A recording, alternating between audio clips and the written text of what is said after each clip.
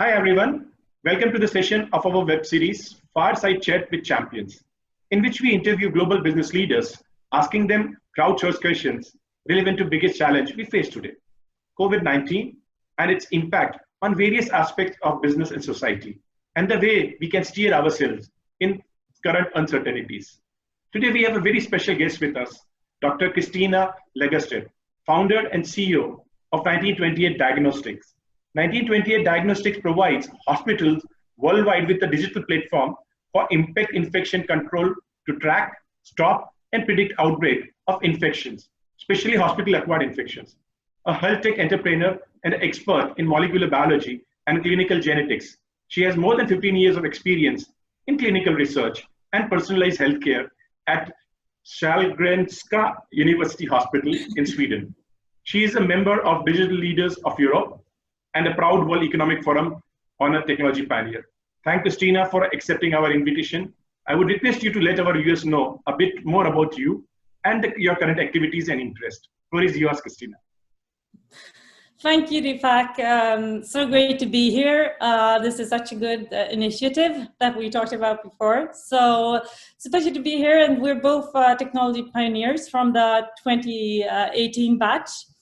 So I'm the founder and CEO of 1928 Diagnostics, a company I started together with serial entrepreneurs and scientists in 2014 with one big mission, and that is to fight superbugs.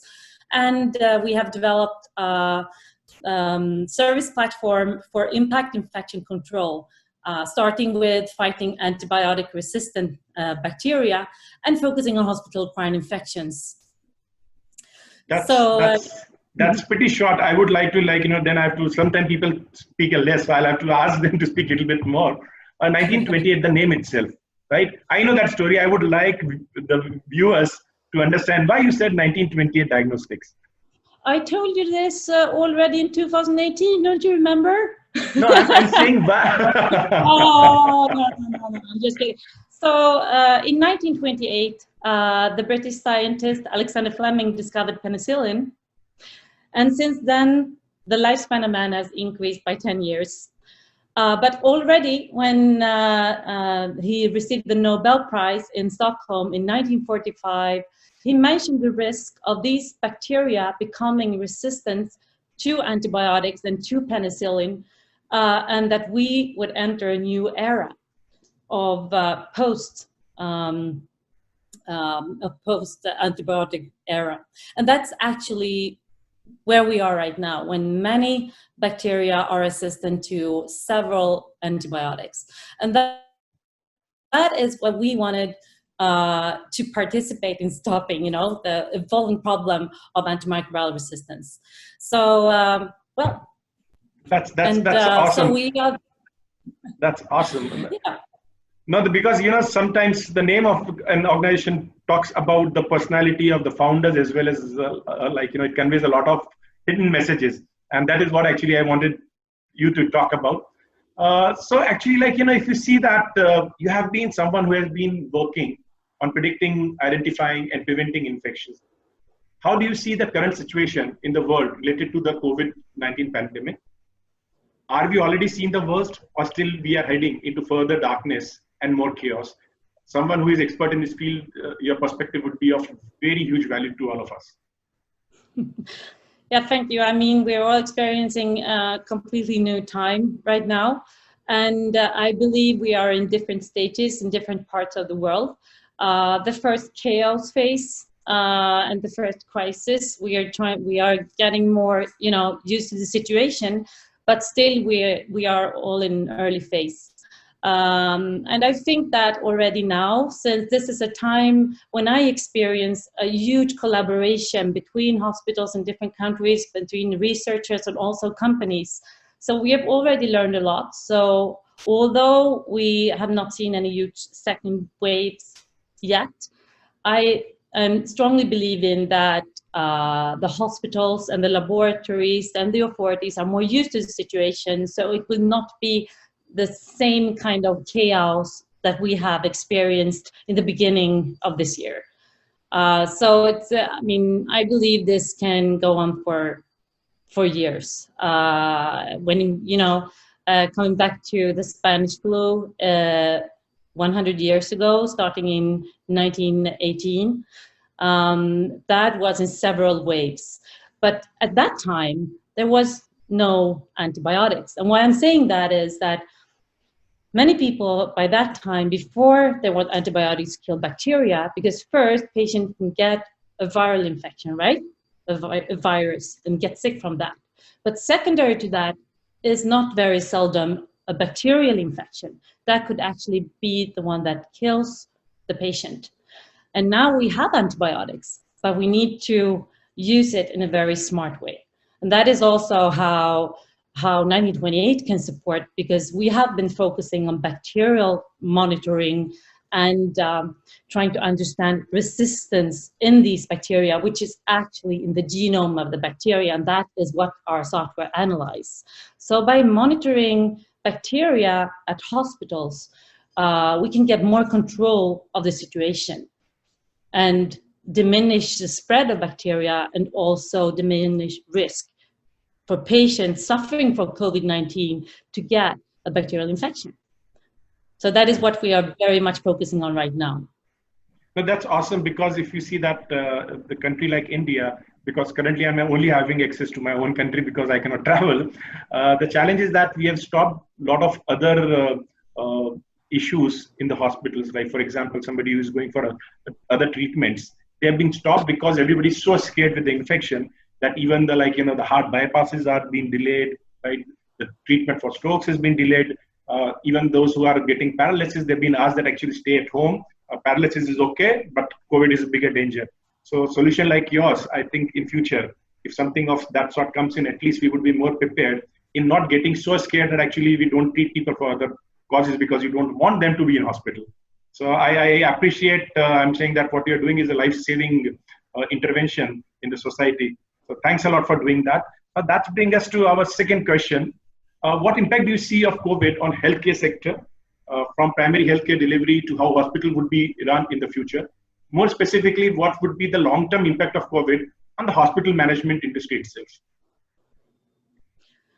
I mean, there are so many questions. I could talk for an hour to answer this.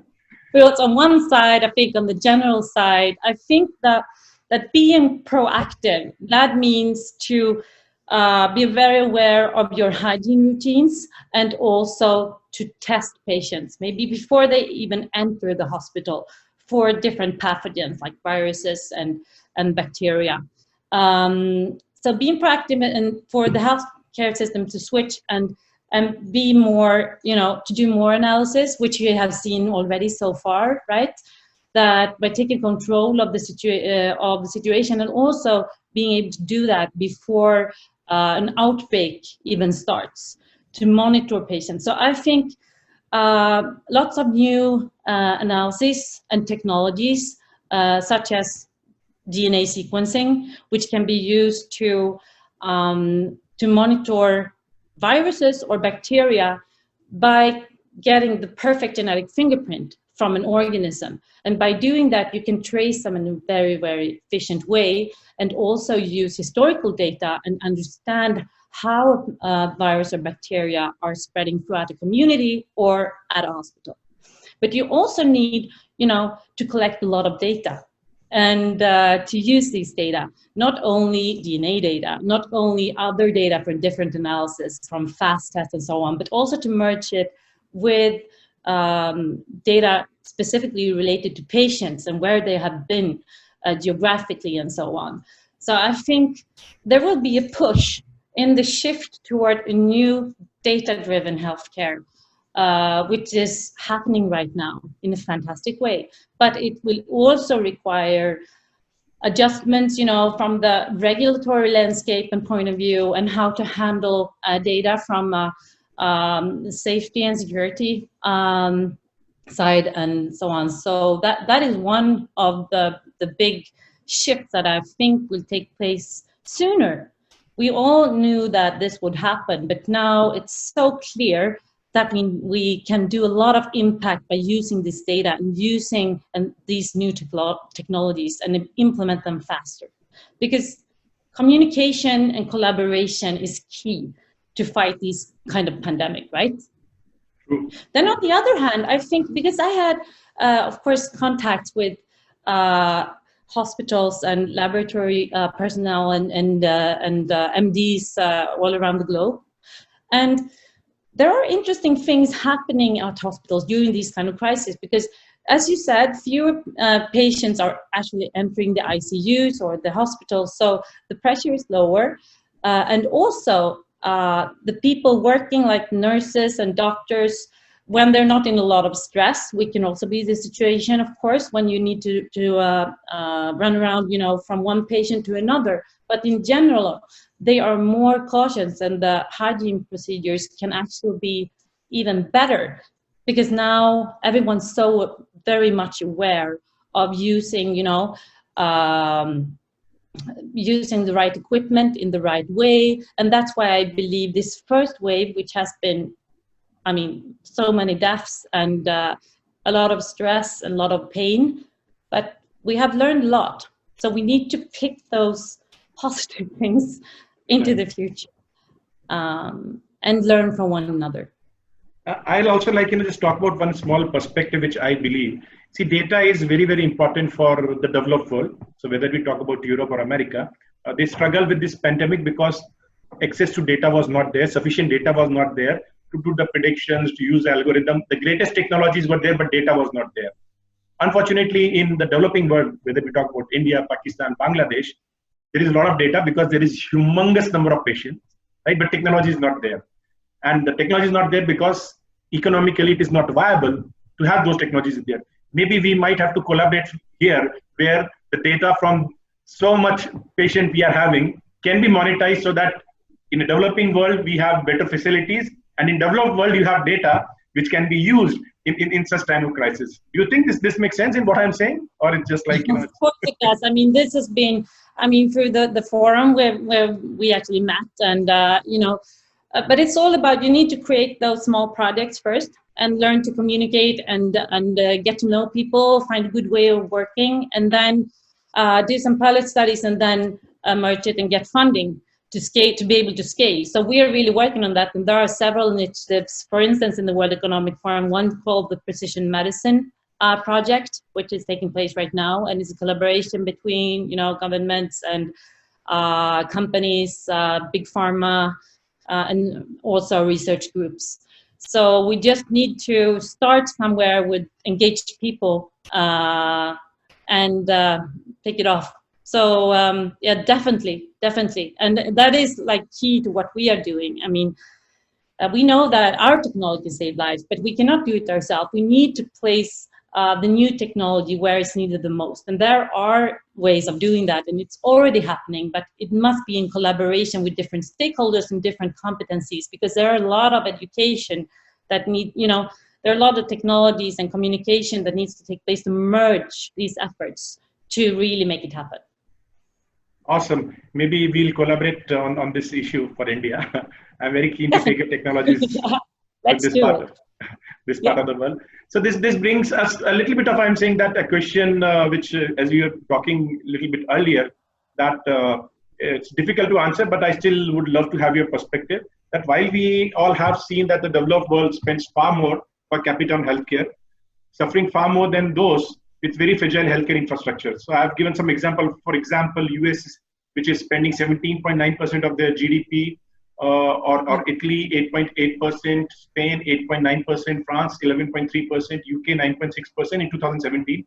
When you compare with India, which is 3.6, Russia 5.3, China 5.1, you'll see that the number of fatalities, I'm just going by the numbers being like, you know, given in public domain, the number of death per million, or the ratio of death when we compare it with number of infection, has been very high in those economies which are spending far more part of their GDP on healthcare. Do you see some pattern, or it is just like, you know, we don't know what's the reason for that to happen?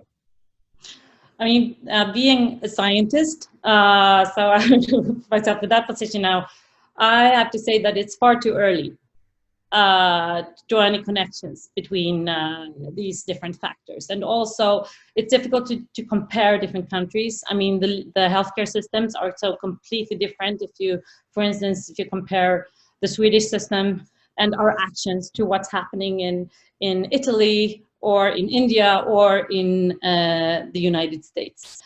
So access to healthcare is different, and the way the healthcare system is working, and how, for instance, if there even are laboratories that can make these analyses and tests. Some tests are not available everywhere, and so I think it's still too early to draw any conclusion from that. So we'll see maybe in a year from now or in 10 months. So I think it's the answer to this question is no, not yet. We can draw any conclusions. But we will learn from one another, and that is actually what is happening. So if you look at, for instance, Italy, it was a tremendous, I mean, it was it was a nightmare. And in Spain as well, my brother actually lives in Spain, and they have been in quarantine for about 2 months. They are actually doing well. They are they are okay. But I mean, the whole country is completely, quiet. But here, I think the countries that are a bit, later in entering the crisis are learning from the mistakes, or not the mistakes, but rather the novelty of this problem and how to handle it. And that will be very, it will promote a better understanding of how to handle the situation. No, that's a very awesome perspective, because the reason, again, to put this question was to make people understand that it is too early to take a call on that, because you see that on the social media, people start sharing the views which are not at all scientific, saying that, see, we are doing better than them because we are having less deaths, even though they spend more. So let's not spend more on healthcare, right? So people started questioning in India why we want to spend 3.6% of GDP, right? When those spending 17% also are suffering. So again, it's too early for taking a call that what has worked, what has not worked. We should hold our horses. And as you rightly said, those who are early in the curve, right, they have created a lot of understanding and the knowledge for those who are behind in the curve to follow and learn from that. So that's where I'm saying that that's when you talk to intelligent people, you get the right conclusions. Yeah, but I mean, no one will do this perfectly. There's no way. I mean, look at Sweden. We're doing it in a very different way here. And why can we do that? I mean, would it even be possible to give everyone the opportunity to go everywhere in another country? I mean, we're only 10 million people here, quite few. And people really listen to the authorities. We listen to the public authorities who recommends. We have this guru called Anders Tegnell here, and we listen to him, and almost everyone is doing exactly as he says. Maybe it's not that the same situation in other countries. I don't know. But also, we've had some trouble with the elderly and the disease spreading at their care homes, and who is to blame? I mean, problems will happen everywhere, but we need to learn from them and adjust what we're doing. But no one is doing it perfectly, but we can manage it to be more and more perfect as we move along and see how things are. Going for herd immunity, for instance, which is debated, and also in such a small country as Sweden, it's very different stages that different cities are experiencing. Like in Stockholm, it was pretty early on that we have the crisis emerged a couple of months ago, and now we're seeing similar in smaller villages. Right. Now that's great insight, and thank you for that. Now, I would also like to understand from you that in your view, the impact of COVID on the health tech sector. You have been working in technology, and you have been working on data. You have been doing things which are pretty close to the machine learning and AI based predictions. I would like to understand from you that which are the specific technologies do you see which would have impacted, which have got impacted by COVID? So it would catalyze usage of those technologies. So are you seeing any green shoots currently in technology for healthcare? I mean, for instance, the technology that maybe I can explain a bit what we are doing just to exemplify. Sure. What we are doing is that we have built a platform that analyzes DNA, the whole DNA chain from, first of all, bacteria, but we're moving as well into other viruses and fungi and so on. And by reading this technology, using this technology at hospitals, you're able to get the full genetic fingerprint of bacteria, which contains huge amounts of information. And then we take this huge data file, and it is uploaded from the laboratory to our cloud-based service. And within just a couple of minutes, we can return to the laboratory results, which says the relation between different bacteria that is, for instance, spreading in a hospital, and also telling what genes and mutations they have that causes antibiotic resistance, and also how pathogenic these bacteria, how dangerous they are to the patient. And this technology, which is called whole genome sequencing, has revolutionized research and medicine for a number of years now. But now it's not really shifted into clinical use until now. We have been seeing it happening for a couple of years, but the COVID-19 situation and all the aspects of, for instance, secondary infections and so on, leads to that this will be implemented in a faster way. And not only this technology, but also other technologies, which is very much based on, the collection of data and merging data from different sources, patients and in hospitals where they have been, and their historical samples as well. So I think that machine learning will learn a lot. that's And a lot of people, but with that said, it's not only the technologies, it's also collaboration. And I've talked to a lot of both companies and hospitals in different parts, in the US, for instance, where they experience that everyone is opening up, everyone is sharing much more, because everyone knows that by good communication and collaboration, we can really make a difference here. So I think we're in a very good situation to really take a leap and introduce new technologies in a much more efficient way. But we will need education as well to happen, and hospital management to open up and prioritize this, which I believe they will be even more prone to do that now. Not only at like university hospitals, but many places all around the globe. But that is when our collaboration, Deepak, must happen as well, so that we can spread this even faster. No, 100%. Like, I love what you just said, that not just the university hospitals, all the hospitals need to become also a quasi research centers, where at least if nothing else, they collect data and send it to right people who can analyze it. Analysis is not possible everywhere because you need a lot of research funding as well as capabilities, but at least collection of data, every small hospital can start doing that and share with the people like you who can analyze that data and come out with real insights. But I think one of the keys where we are very much working is that we are not like only healthcare company, we're health tech companies. So having a nice UX, which is easy to interpret for healthcare workers, for infection control nurses, for MDs, infection disease doctors, and for microbiologists or bioinformaticians, who are actually the guys that are super good at interpreting this. It should be user-friendly and fast and fun to work with. And that is a very important point.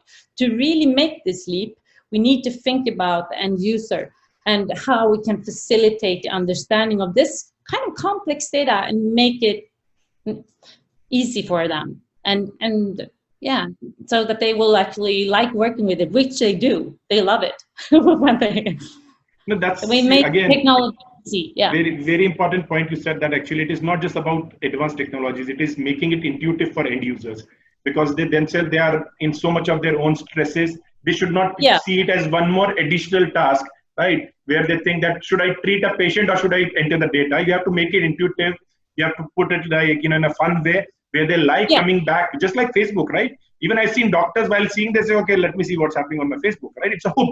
So we need to have an application like yours, which do have that hook. So people love using that, and would definitely like, you know, again, get back to you and have a demo of it. I'm very keen to get it in this part of the world and see what can be like done. We are, believe me, like, you know, as a nation, we need to innovate. We are having huge amount of population, right?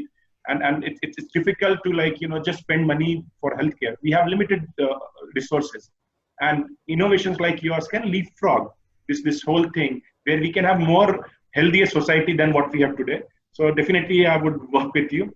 Now coming back to a little bit on your personal aspect, right? You know, Christine has been someone who was traveling across the world, talking to a lot of people face to face, right? Interacting with the cream of the world, scientists of the world, and then actually, like, you know, Christine is now someone locked up, right, within a country. Sweden has not been locked down in the house, unlike us. I'm like 52 days, I'm only in home. You are a little bit lucky that you are still moving around, but how it has impacted you as a person, as well as your organization, right? What you have done, or what aspect of your organization has changed because of this personal, professional, I call it crisis, because we are not being tuned or trained to live like this. No, I mean, this is a complete new situation, and I think it's good for your body not to travel that much. So let's start with the positive. I mean, there are positive, lots of positive things besides the crisis, which is not positive at all. My children are very happy because they see me quite often, and I like seeing them as well. But I love to, you know, to meet people and meet new people. So that part is a little bit stressful for me, to be honest. But I try to do it with self-distancing, because we're allowed to do that here.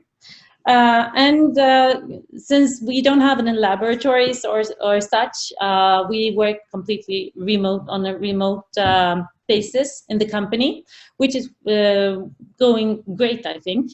The team is doing well, although we try to, you know, although we are remote, we need to talk, right? So we have open chat channels and Slack all the time, and we have daily Zoom meetings. We actually have a channel where we can say, okay, I'm having a coffee now. Who is having coffee? And then we go and have coffee together.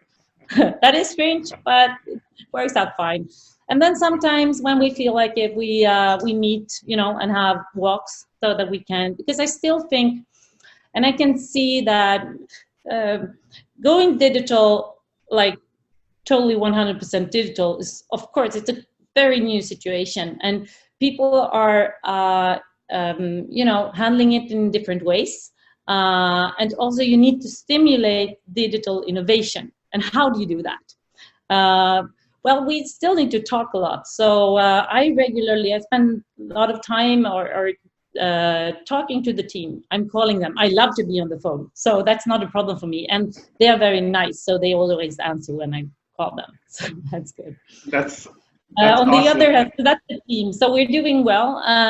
We're doing good, and everyone's happy. And also when it comes to customers, I mean, I can see very clearly that now, when the healthcare is not, and the laboratories are getting used to the situation, we have been in contact with them on a regular basis.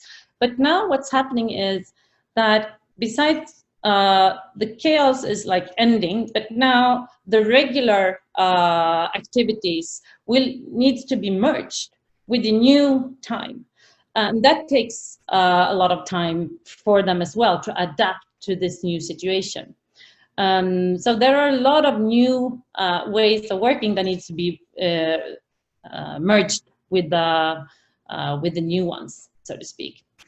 And also, you know, not being able to see your customers and users. So they are, some of them are pretty good at you know, doing the digital thing and Zoom and whatever, but not everyone is. So that's also, how do you chit chat in a good way over Zoom if you're not used to it? That's true. But it's not a big, I mean, I think it's exciting, and I think we learn a lot.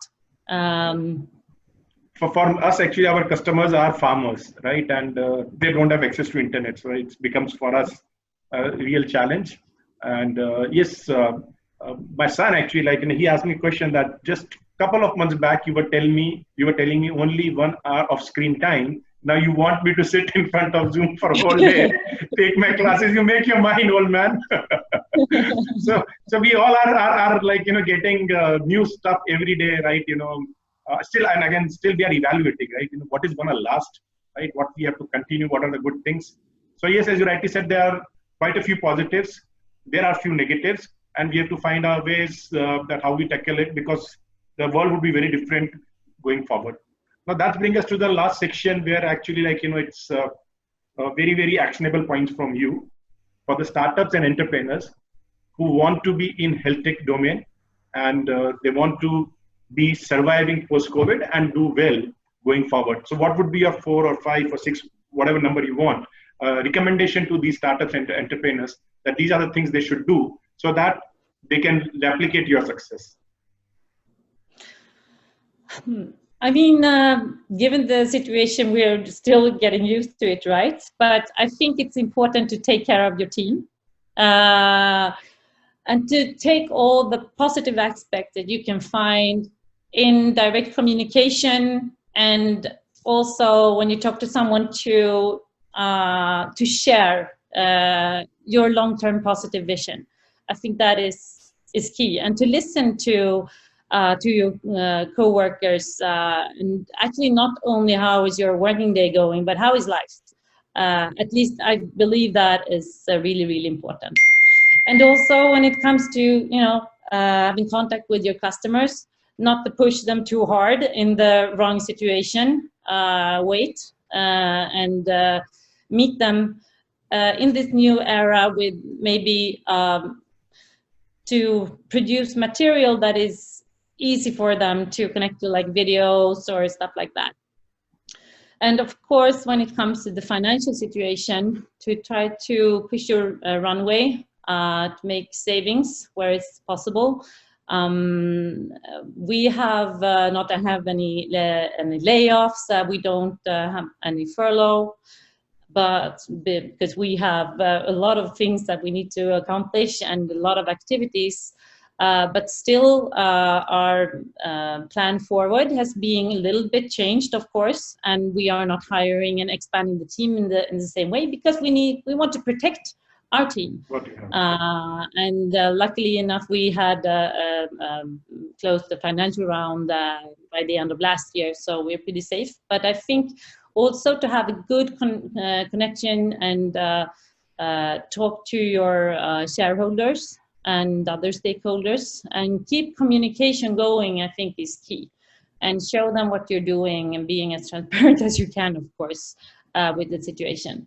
And one thing that I realized is for many people or the younger team members and so on, this is the first crisis, right, that they experience. But we have been through 2008, 2009, maybe also the 2000, 2001 IT crash. And talking to people who have that experience, and not only, when it comes to culture, how do you handle your team during this crisis, and what are your how do you prioritize activities? I think it's very good to talk to, at least that's what I do, talk to a lot of people, not only, in your sector, but in general, because in this time of concern, and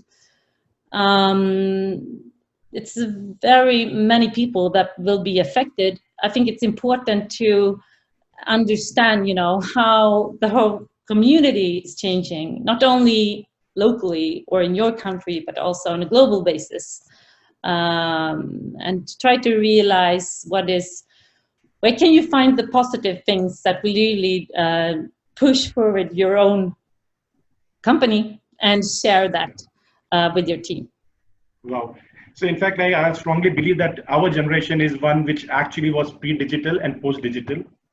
Our generation would be like, pre-corona, post-corona. Yeah, pre yeah, 2008 post. So like, I believe we need to be showing the path, because generation before us, they had their own ways of things, but the growth was never in their mind. So they were never thinking about leapfrogging, right?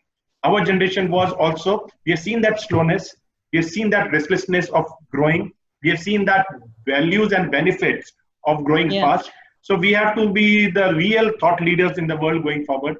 And we have been one of them, Kristina. Thanks a lot for having this session. I Yeah, learned a thank lot. you. It was enormously exciting and insightful discussion for me. And I'm very sure the audience would have learned a lot, and they have taken some lessons from you. Thanks a lot for that. Thank you. And I just want to finish off with that. We really believe that, I mean, technology can do a lot for the future. And we have, I mean, we are just taking all the energy that we have and the strong belief that we can make a difference throughout the world, and not accelerate, but keep a very good pace in helping out and delivering impact, infection control, and save lives. And we are not the only ones that can do this. There will come good out of this as well, definitely. You're already having an impact, I can tell you. I know about that. Wish you all the best, and let's be in touch and collaborate. Thank you. Yeah. Thank you very much, Deepak. And see Bye. you soon. See you Bye. soon. Bye.